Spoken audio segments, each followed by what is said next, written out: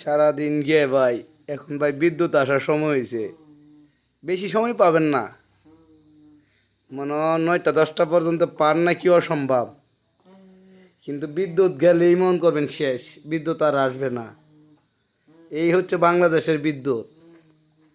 আর যদি বাহিরের দেশে যদি বিদ্যুৎ হতো তাহলে তো মন করেন কোনো কথাই ছিল না। কিন্তু আমাদের বাংলাদেশের বিদ্যুৎ পানির জলের মতো, যেরকম এই জল ওই মাথার যায়, এরকম বিদ্যুৎ চলে গেলে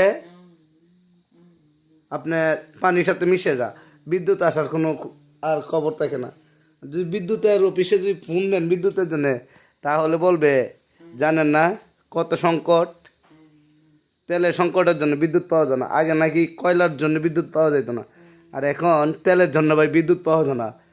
দেশের মধ্যে আরও কত কি শুনবেন, পাম্পে গিয়ে মোটর সাইকেল দাঁড়ায় থাকে তেলের জন্যে। আর মানুষ যারা আমরা গাড়ি চালাই তারা দাঁড়ায় থাকি বিদ্যুতের জন্য। বিদ্যুৎ না আসলে তো ভাই গাড়ির চার্জ হয় না। যত মরা মরে ভাই, সব গরিবের উপরেই মরা মরে, বড় লোকের বাচ্চাগুলো মরে না।